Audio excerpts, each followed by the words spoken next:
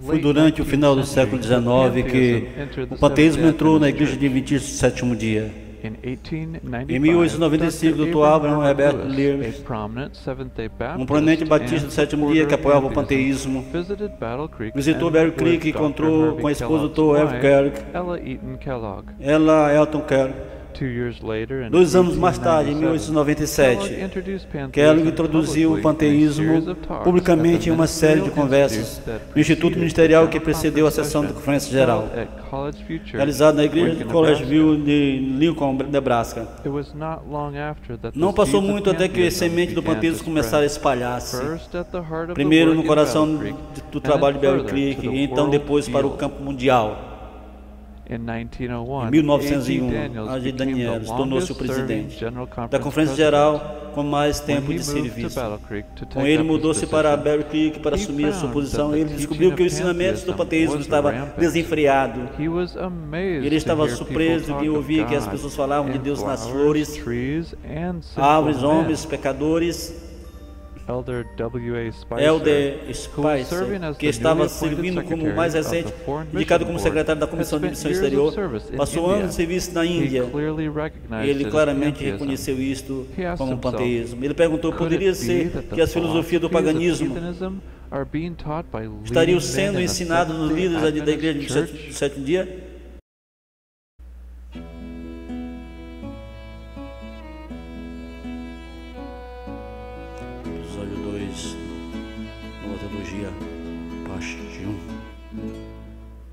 Ernie, é difícil imaginar que mais de 110 anos se passaram desde o Alfa e da Ômega. Sim, é verdade. O trabalho estava tão perto de se terminar então que Jesus estava pronto para voltar. O que deu errado? Bem, embora a crise do panteísmo foi encontrada e impedida em uma grande escala em sua jornada, a semente da apostasia continuará a crescer. Em Mensagem Escolhida, no livro 1, Ellen White escreveu: o Living Temple contém o alfa dessas teorias. Eu sabia que o ômega iria seguir em pouco tempo e eu tremi pelo nosso povo. No mesmo livro, na página seguinte, ela escreveu: o inimigo das almas tem procurado introduzir a hipótese de uma grande reforma estava para acontecer entre os adventistas do sétimo dia. E que esta reforma consistia em desistir das doutrinas das quais são os pilares da nossa fé e trabalhando em um processo de reorganização. Nossa religião seria mudada. Os princípios fundamentais que têm sustentado o trabalho nos últimos 50 anos seriam considerados como erro. Uma nova organização seria estabelecida. Livros de uma nova ordem seriam escritos. Um sistema de filosofia intelectual seria introduzido. Ernie, ainda estou tentando entender como tantos do nosso meio, ministros, educadores, médicos, poderiam ter sido enganados pelo panteísmo. Quero dizer, havia passado apenas 15 anos após Deus ter usado a T. Jones em 1888 que os vemos completamente enredados no engano de Kellogg. Bem, você precisa lembrar que Kellogg era muito respeitado dentro da igreja. Por isso, é perigoso colocarmos as nossas confianças em homens. Não importa o quão consagrado eles aparentem ser. Com o passar do tempo, pessoas podem mudar-se como Kellogg. Esse é um bom conselho. Eu acho que sei por que Ellen White temeu pela igreja. Ao invés da palavra de Deus ter a preeminência, muitos da igreja de 27º dia estão satisfeitos com as ideias humanas. Sim, isso tem sempre sido um problema com o povo de Deus. As pessoas agora depositam absoluta confiança em teólogos, líderes e pastores, ao invés de ouvir o que Deus diz. É por isso que estamos indo para o ABC? Sim, o Centro Adventista de Livros está repleto de livros e outros materiais que se enquadram na definição de Ellen White como livros de uma nova ordem. Foi imaginando quantos deles seremos capazes de encontrar?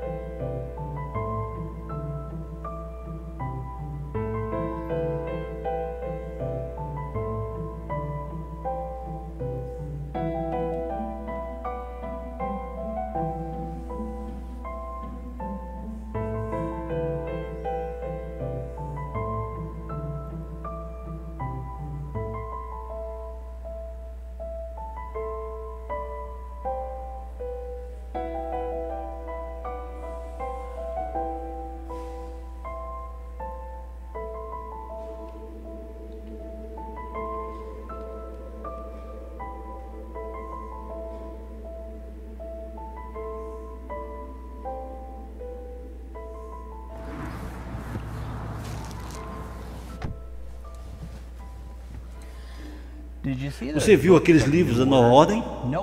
Não é de admirar que a igreja está com esse material. Não posso acreditar que existem esses livros do ABC que estão recheados com erro. Bem, Isabel, desde os anos 1940, a apostasia tem crescido vagarosamente. Pouco a pouco, muitos dos nossos professores, escritores, pastores e líderes têm diminuído a verdade. Agora estamos em um ponto onde a maioria dos membros da igreja não mais acreditam que foi estabelecida pela liderança de Deus e confirmada através do dom de profecia. Então, de verdade, você está vendo? Bem, as verdades que tenho me referido são necessárias para entender o verdadeiro plano da salvação. Até 1940, a Igreja Adventista do Sétimo Dia, de forma unânime, acreditou em um número de doutrinas que não mais são ensinadas hoje, ou que a maioria às vezes com desprezo ridículos. Elas foram substituídas com o que foi rotulado de nova teologia. Veja bem, a nossa teologia não é tão má em si mesma. Deus tem continuamente revelado novas verdades através da história, quando se faz necessário. Mas neste caso, estamos falando sobre o erro ocupando o lugar da verdade e enganando uma grande parte da igreja. Similarmente, como Kellogg introduziu o panteísmo da igreja, sim, você irá lembrar no episódio 1 que nós vimos uma frase dos manuscritos releases, o volume 2, onde Ellen White diz: existem nisto o panteísmo, o início das teorias que, levadas em sua conclusão lógica, irão destruir a fé na questão do santuário da expiação. Eu não penso que o Dr. Kellogg viu isso claramente. Eu não penso que ele percebeu que, estabelecendo uma nova fundação para a fé, ele estaria direcionando os seus pensamentos. A nova teologia é essencialmente uma nova fundação para a fé. Como o panteísmo de Kellogg, isso destrói a mensagem do santuário e o entendimento apropriado da expiação de Cristo. Note como o bem conhecido evangelista George Creel identificou isso em seu livro A Natureza Humana de Cristo. Estou convencido de que Satanás tem astutamente produzido e popularizado um erro disfarçado que levou a uma cadeia de erros relacionados. E eles todos circulam em torno dos assuntos mais sagrados e queridos do coração de um cristão: justificação pela fé, a encarnação de Jesus e vitória sobre o pecado. Não há dúvida que estas sérias divisões errôneas estão relacionadas a teorias humanas por uma convincente corrente de razões e lógicas humanas. Se um ponto está correto, então todos os outros pontos devem necessariamente serem também verdade. Mas se um ponto está em erro, os outros pontos perdem sua credibilidade também. Ele estava, claro, falando sobre a doutrina do pecado original e ensinamento que nossos pioneiros e Ellen White nunca aceitaram.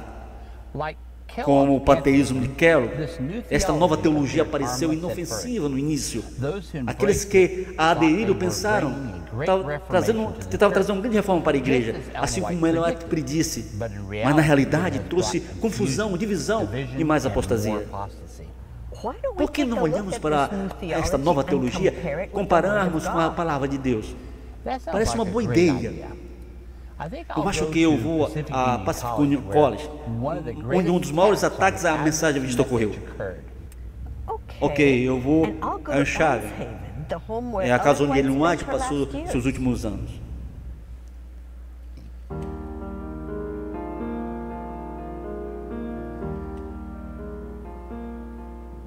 Uma das pessoas mais influentes que ensinaram a nova teologia dentro da igreja foi Edward Westphal. Em 1940, Westphal, professor de teologia de La Sierra College. Mais tarde tornou-se presidente do departamento de teologia da Universidade de Andrews, o professor de teologia da Universidade de Loma Linda. Uma pesquisa em 1985 que Westphal ficou como escrito com mais influência dentro do Adventismo, quase o dobro da vice-campeã Ellen White. Através dos seus ensinamentos escritos, Westphal levou muitos a aceitar a nova teologia, que teve se espalhado pela igreja. Então, o que a nova teologia ensina? É uma corrente de ensinamento que confunde o Evangelho, leva à rejeição da mensagem do santuário e do espírito de profecia. Começa com a redefinição do pecado. Isso leva a um entendimento errado do plano de salvação. Verdades como a justificação, santificação, fé, obediência e perfeição cristã são vistas sob uma luz diferente. Aqueles que aceitaram esta nova teologia, que está mais centralizada na cruz e mais centralizada em Cristo, entretanto, como iremos ver, é um afastamento da plataforma da verdade como consequências devastadoras.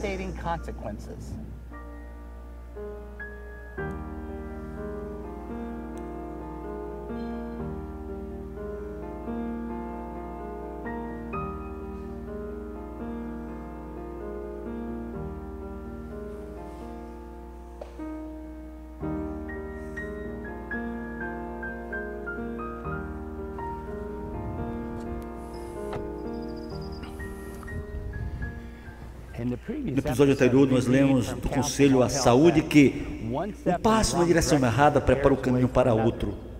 O menor desvio do que é correto dos princípios irá levar à separação de Deus e pode levar à apostasia.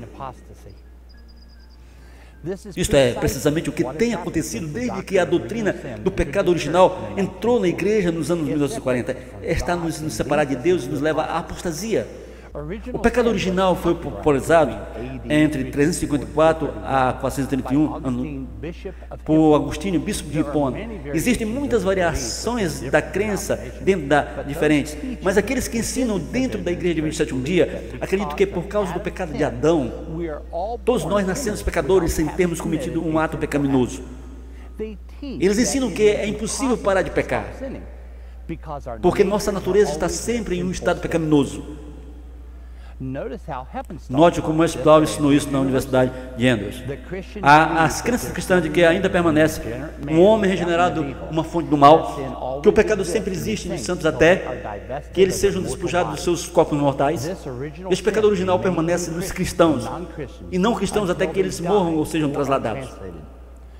Gerhard, o diretor da Sociedade do Instituto de Pesquisa Bíblica de 27º dia, descreve isso ainda em maior detalhe em seu jornal. Alguns pensamentos sobre o pecado original. Temos visto que o pecado é mais do que um ato, que um estado em que herdamos por causa da separação de Adão e Deus. O Erickson diz: pecado não é meramente atos errados e pensamentos, mas também a pecaminosidade, uma herança de uma interna disposição nos inclinando aos atos e pensamentos errados. Assim, não é simplesmente que somos pecadores porque pecamos porque somos pecadores. A palavra pecador significa uma pessoa que comete pecado. De acordo com o dicionário de Oxford, o sufixo "o", por final de pecador, refere-se a uma pessoa ou uma coisa que faz uma ação específica ou atividade. Portanto, um agricultor é aquele que agriculta, um escalador é aquele que escala, e um pecador é aquele que peca. De acordo com pensar, nós somos todos culpados de cometer pecado simplesmente porque temos nascido. Nós não temos controle se somos pecadores ou não. Nenhuma quantia de graça divina pode nos fazer parar de pecar, porque somos pecadores, contanto que tenhamos a natureza pecaminosa. Logicamente, isto contradiz a definição da Bíblia ao pecado. Note o que o apóstolo João escreveu: aquele que comete o pecado transgride também a lei, pois o pecado é a transgressão da lei. Agora, note o que a profeta de Deus, Ellen White, escreveu a respeito da definição de João nas seguintes afirmações: é o privilégio de cada pecador perguntar ao seu professor o que é pecado realmente é. Dê-me a definição de pecado.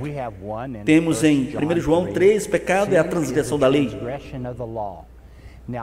Agora, esta é a única definição de pecado encontrada em toda a Bíblia. A única definição para pecado que nós temos na Bíblia é que é a transgressão da lei. Isso condena todo o pecado e requer toda a virtude. Essas afirmações provam que a definição de pecado da nova teologia está errada. Isto é um erro que está enganando a muitos, sendo que a lei condena cada pecado. Nós devemos perguntar a todos os que aceitam a nova teologia: qual mandamento nos condena por termos nascido? Agora, o que dizer sobre a afirmação de Davi no Salmo 51, verso 5? Eis que a iniquidade foi formado, e em pecado me concebeu a minha mãe.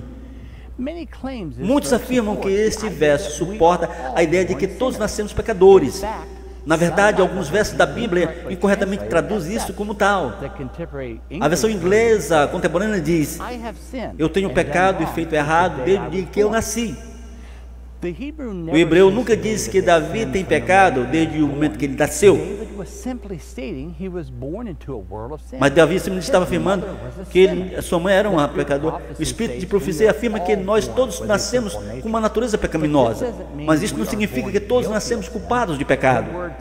A palavra pecaminosa pode ser interpretada como cheio de pecado. Mas o sufixo "os" pode também significar ter a tendência, dado ou subtil. Em outras palavras, quando Ellen White fala, todos nós temos uma natureza pecaminosa, e escreveu isso sob a luz do fato de que todos temos uma tendência em direção ao pecado.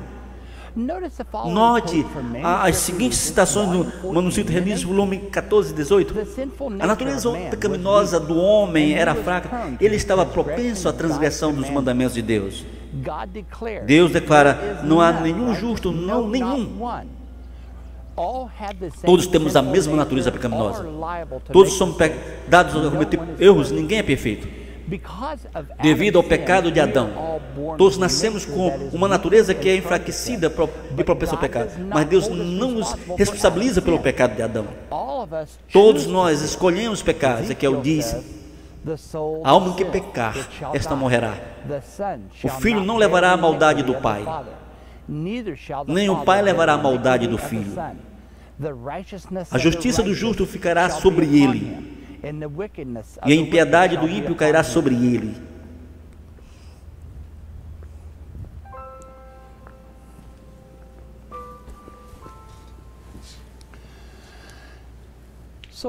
Então, por que isto é importante se nascermos pecadores, ou se nos tornamos pecadores por transgredir a lei?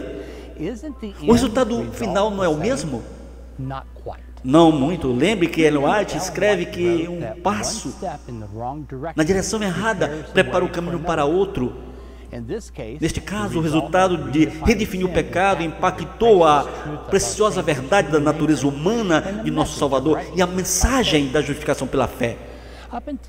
Até os anos 1940, a Igreja Adventista do Sétimo Dia acreditou de forma unânime que Cristo, sobre si mesmo, levou nossa natureza humana pecaminosa.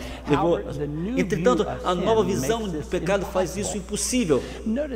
Note a avaliação de Gerhard da situação. Agora, se cada homem nasce um pecador, separado de Deus em necessidade de salvação, então como Cristo poderia ter nascido homem ainda sem pecado? Esta é uma pergunta bem interessante. Em poucas páginas ele continua: o correto entendimento da natureza do pecado é também vital para a visão equilibrada da natureza de Cristo. Enquanto ele tornou-se verdadeiramente homem, feito como seus irmãos, ele não herdou a corrupção original com a qual nós nascemos. Isso supostamente equilibra a visão da natureza humana de Cristo, mas na verdade se afasta da verdade estabelecida e abraça uma doutrina que ainda tem mais repercussão em direção a separar-nos de Cristo. O primeiro empurrão principal para isto no Adventismo veio em 1957 com a publicação do livro Questões de Doutrina. Na edição de agosto de 2003, na revista Ministry Magazine, Woodrow compartilhou algumas visões em relação a este livro controverso. Os críticos tradicionais ao QOD serão satisfeitos em saber que Josh Knight não poupou, especialmente quando vem a expor o caminho Leroy, em que o colega foi menos que transparente sobre o consenso da denominação de longa data, desde 1890, sobre a natureza pós-queda de Cristo. Um ano depois, na edição de agosto de 2004, da ministra Herbert Douglas, escreveu: Fromm fez uma pesquisa sobre líderes adventistas e descobriu que quase todos sentiram que Cristo tinha nossa natureza pecaminosa. Na edição, o recente aposentado presidente da Convenção Geral, Brownson, escreveu na edição de 1950 em seu drama das Eras que Cristo, e em sua encarnação, tomou sobre si mesmo a natureza pecaminosa. Mas Fromm e Anderson, no entanto, afirmaram: em que George Kennedy ser menos transparente o caminho da denominação sempre conservou, que a humanidade de Cristo ser sem pecado tão santo e perfeito, apesar do fato de certos escritores tiveram ocasionalmente sido impressos com visões contrárias. Infelizmente, isso é o que eles falaram. Walter Martin, Fromm e Anderson mantiveram um novo presidente da Conferência Geral bem informado. Uma das cartas de Fromm reconhece que questões doutrinárias, algumas das afirmações são um pouco diferentes do que se pode antecipar. Ele sugeriu que a abordagem deles foi necessária, visão das bases e atitudes dos evangélicos. O livro Questões de Doutrina foi escrito para satisfazer os cristãos evangélicos e remover o estigma de que somos uma seita. Nesse processo, Leroy Fromm e seus colegas conseguiram sozinhos mudar esta importante doutrina por causa da amizade com o protestantismo caído. E como eles conseguiram isso? Através do engano. Isto por si só deve revelar quem estava trabalhando por trás das cenas para inserir essa falsa doutrina dentro da igreja. Bem, vamos olhar rapidamente por nós mesmos a visão da denominação, mantida por tanto tempo sobre a natureza humana de Cristo. Note primeiro o que o apóstolo Paulo escreveu: pelo que convinha que em tudo fosse semelhante aos irmãos, para ser misericordioso e fiel sumo sacerdote naquilo que é de Deus, para expiar os pecados do povo. Paulo argumenta que Jesus foi feito como nós em todas as coisas. E isto deve incluir também a nossa natureza caída. No livro de Romanos ele deixa isso ainda mais claro. Portanto, o que era impossível à lei, visto que estava enfermo pela carne, Deus enviando o seu Filho em semelhança da carne do pecado, e pelo pecado condenou o pecado na carne. Muitos têm argumentado que a palavra semelhança não significa que Cristo tomou a carne pecaminosa. Entretanto, a palavra semelhança aqui significa feito como. Em Filipenses 2,7, Paulo novamente usa esta palavra, quando ele escreveu da condescendência de Cristo, mas aniquilou-se a si mesmo, tomando a forma de servo, fazendo-se semelhantes aos homens. A palavra grega para semelhante é a mesma em ambas as versões. Ambos os versos referem-se à encarnação de Cristo. Sim, em Romanos, Paulo não quis dizer que Cristo tomou a carne pecaminosa. Temos que então supor que Cristo realmente se tornou um homem, como afirmou em Filipenses. Note como A.T. Jones interpretou Romanos 8,3. No The Advent Review and Summit Herald, em 16 de novembro de 1897. A carne do homem é carne pecaminosa, sua Cristo, carne era a mesma. Pois Deus enviou seu Filho em semelhança à carne pecadora. Em 1892, no Handbook for Bible Studies, note o seguinte com relação ao uso. A Escritura claramente ensina que Jesus foi feito em semelhança à carne pecadora. Então tornou-se unificado com o homem em sua condição caída. Agora note algumas das afirmações de Ellen White. Em seu livro O Desejo de Todas as Nações, não obstante os pecados de um mundo criminoso serem impostos sobre Cristo, não obstante a humilhação de tomar sobre si a nossa natureza decaída, a voz declarou ser ele o Filho do Eterno.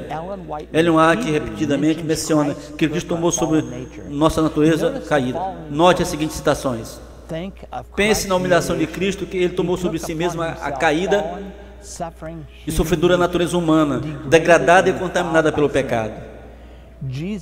Jesus também lhes disse que teria uma parte a desempenhar, estar com ele e o fortalecer em várias ocasiões, porque ele tomaria a natureza decaída do homem e sua força não seria nem mesmo igual a deles. Tomando sobre si mesmo a natureza do homem em sua condição decaída, Cristo de modo nenhum participou em seu pecado. Ellen White realmente quis dizer que Cristo tomou nossa natureza caída pecaminosa? As duas citações seguintes devem deixar-nos sem dúvidas. O exemplo que ele deixou deve ser seguido. Ele tomou sobre a sua natureza sem pecado a nossa natureza pecaminosa, para que ele saiba como socorrer aqueles que são tentados. Revestido com as vestimentas, o Filho de Deus desceu ao nível daqueles que ele desejou salvar. E nele não havia dolo nem pecaminosidade. Ele foi sempre puro e imaculado. E ainda assim ele tomou sobre si a nossa natureza pecaminosa, vestindo a sua divindade com a humanidade, a fim de associar-se com a humanidade decaída. Ele procura recuperar para o homem o que, por desobediência, Adão perdeu por si mesmo e para o mundo. É preciso saber como Expistal, Fromm, Pinford podiam aceitar uma doutrina que contradiz o que os pioneiros e os profetas de Deus ensinaram e o que as Escrituras por si mesmos ensinam. A resposta é: quando eles aceitaram o pecado original, eles não tiveram escolha. Agora, o propósito de Satanás não é apenas causar divisão quanto à natureza de Cristo. Existe uma razão pela qual ele se deleita com essa falsa doutrina. Note que Ellen White escreveu em Mensagem Escolhida, livro 3, embora não houvesse nenhuma mancha do pecado em seu caráter, ele condescendeu em ligar a nossa decaída natureza com a sua divindade. Tomando assim a natureza humana, ele honrou a humanidade. Tendo assumido a nossa natureza decaída, ele demonstrou o que ela poderia tornar-se, pela aceitação da ampla provisão que fizeram para ela, tornando-se participante da natureza divina. Jesus nos deixou um exemplo de que a decaída humanidade unida com a sua divindade pode alcançar. Contudo, muitos hoje não acreditam que seu exemplo relevante que pode ser seguido seja durante o 95º encontro atual do presidente da Conferência Geral, John Paulson. Disse o seguinte, que foi relatado na Revisão Adventista, versão online de 11 de outubro de 2007. Preciso dizer que não posso imaginar que uma pessoa pós-moderna na Europa, um homem de negócio na Ásia ou América Latina ou simples fazendeiro na África, não irá se importar um pouco se Jesus tinha a natureza do homem antes da queda ou depois da queda. A realidade do mundo na qual vivemos tem outras preocupações que nos ocupam. Tais discussões com frequência focam-se na possibilidade de viver uma vida cristã vitoriosa. Entretanto, tal vitória não será adquirida em definir a precisa natureza humana de Cristo. Será adquirida por experiência o poder de sua ressurreição. Não será pelo poder do seu exemplo. Será pelo poder de sua ressurreição, onde se encontra o poder de viver uma nova vida. Ninguém irá negar que existe poder na ressurreição de Cristo, mas para o então presidente da Conferência Geral, enfaticamente, não existe poder no exemplo de Cristo, diz ele. Para viver uma vida nova, revela que ele é um ignorante ao Evangelho. Ou ele sabe muito bem a verdade, mas ele escolheu acreditar na mentira. Note as três próximas afirmações da pena inspirada neste ponto importante. Em nosso favor, Cristo enfrentou as capciosas tentações satânicas e nos deixou um exemplo de como vencer Satanás do conflito. Aquele que arrepende de seu pecado e aceita da vida de Cristo, de Deus, não pode ser vencido. Apoderando-se pela fé da natureza divina, torna-se ele um filho de Deus. Ele ora e ele crê. Quando tentado e provado, suplica o poder pelo qual Cristo morreu para conceder, e vence pela sua graça. Isto todo pecador deve compreender, deve arrepender-se de seu pecado, deve crer no poder de Cristo e aceitar esse poder para salvá-lo e guardá-lo do pecado. Quão gratos deveremos ser pelo dom do exemplo de Cristo. Cristo preparou o caminho para o resgate do ser humano, por sua vida de sofrimento e abnegação. o sacrifício próprio e por sua humilhação e morte final. Ele trouxe auxílio ao homem para que ele pudesse, seguindo o exemplo de Cristo, vencer por si mesmo como Cristo venceu por ele. Existe poder no exemplo de Cristo? Sim, existe. Sua vida prova que o pecado não mais precisa ter domínio sobre nós. O exemplo que Cristo nos deixou revela que a humanidade decaída pode superar quando unida com a natureza divina de Cristo. Isto apenas pode ser alcançado com fé e estado na promessa de Cristo. Ellen White entendeu a importância de compreender essa doutrina. Note o que ela escreveu. Se Cristo possuísse um poder especial que o homem não tem o privilégio de possuir, Satanás teria aproveitado desse fato. A obra de Cristo para tirar da reivindicação de Satanás o seu domínio sobre o homem, só podia fazê-lo da maneira como ele veio, como um homem, tentado como um homem, prestando a obediência de um homem. Tende em mente que a vitória e a obediência de Cristo são de um verdadeiro ser humano. Em nossas conclusões cometemos muitos erros devido às nossas ideias errôneas acerca da natureza humana de nosso Senhor. Quando atribuímos à sua natureza humana um poder que não é possível que o homem tenha em seus conflitos com Satanás, destruímos a inteireza de sua humanidade. E Ele concede a sua graça e poder imputado a todos os que o aceitam pela fé. A obediência de Cristo a seu Pai era a mesma obediência que é requerida do homem. A razão pela qual é tão importante compreender a verdadeira natureza humana de Cristo é porque revela que Cristo viveu uma vida perfeita, livre de pecado, com o corpo e natureza exatamente como a nossa. Ele uniu a nossa natureza decaída com a sua natureza divina. Ele definiu um exemplo para nós, para que nós também possamos unir a nossa natureza decaída com a sua natureza divina e superar todo o pecado. Tenho certeza que você pode ver por que Satanás odeia essa verdade e quer vê-la removida da igreja. Uma vez que não acreditem mais nesta verdade, o próximo passo na marcha descendente para a apostasia é a separação de Deus. Pode o homem viver uma vida sem pecado? Hepstall e os defensores da nova teologia discutem não. Eles acreditam que continuaremos até a segunda vida de Cristo, quando essa natureza pecaminosa cair. Mesmo assim, note o que Jesus disse em Mateus 5,48. Sede vós, pois, perfeitos, como é perfeito o vosso Pai que está nos céus. Devemos ser perfeitos em nossa esfera, como nosso Pai Celestial o é em sua esfera. Comentando os versos, Ellen White escreveu: o ideal de Deus para os seus filhos é mais elevado do que possa alcançar o mais elevado. Sede nós, pois, perfeitos, como é perfeito o vosso Pai que está nos céus. Este mandamento é uma promessa. O plano da redenção contempla a nossa recuperação do poder. Cristo sempre separa a alma contrita do pecado. Ele veio para destruir os trabalhos do demônio. Ele tem feito provisão do que o Espírito Santo deve ser comunicado a cada alma arrependida, para mantê-la livre de pecar. Jesus veio salvar-nos de nossos pecados de acordo com o Evangelho de Mateus.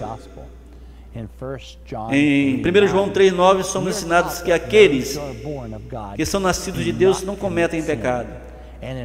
Em Romanos capítulo 6, Paulo ensina que os cristãos devem ser mortos para o pecado e não mais servi-lo. Eles podem tropeçar de vez em quando, enquanto crescem em santificação, mas eles sempre estarão tornando-se mais como Jesus ao longo de suas vidas. De acordo com Hepstall, viver uma vida sem pecado é impossível.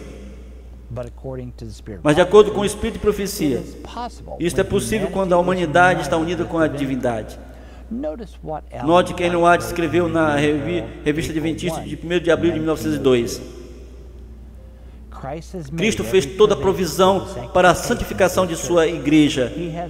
Ele fez abundante provisão para cada alma ter tal graça e força, mais do que um vencedor na guerra contra o pecado. O Salvador é ferido novamente e posto à vergonha pública quando o seu povo não atendem às suas palavras. Ele veio a este mundo e viveu uma vida sem pecado, para que em seu poder o seu povo também possa viver vidas sem pecado. Ele deseja os praticando os princípios da verdade, para mostrar ao mundo que a graça de Deus tem poder para santificar o coração. Neste ponto, muitos podem sentir um pouco desconfortável com a afirmação acima. Ellen White realmente quis dizer que nós podemos viver uma vida sem pecado? Note o que ela escreveu em Manuscrito Release, volume 8. Apenas aqueles que, através da fé em Cristo, cumpre todos os mandamentos de Deus, alcançarão uma vida sem pecado, a qual Adão viveu antes de sua transgressão. Eles testificam de seu amor por Cristo, obedecendo a todos os seus preceitos, incluindo aqueles relacionados com a observância do sábado. Isto é certamente um alto chamado para o povo de Deus. Não é de se admirar que Ellen White escreve um grande conflito, que os 144 mil irão viver através do tempo da tribulação sem um intercessor. Quando Jesus não mais estiver exercendo o trabalho como nosso sumo sacerdote, quando não existir mais sangue expiatório e o perdão pelos pecados, o povo de Deus não irá mais pecar. Seu período probatório haverá terminado. Eles serão declarados santos e justos. Onde estaremos se nós acreditarmos na nova teologia?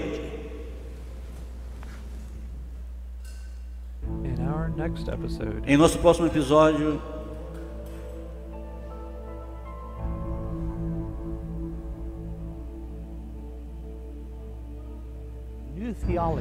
a nova teologia em grande escala ocupou o lugar da verdadeira teologia,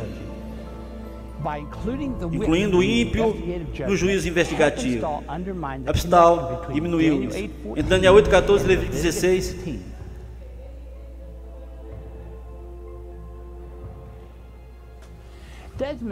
Desmond Ford falhou em sua tentativa de destruir o juízo investigativo. Eventualmente perdeu suas credenciais. Entretanto, a controvérsia foi tão grande que permanece até hoje.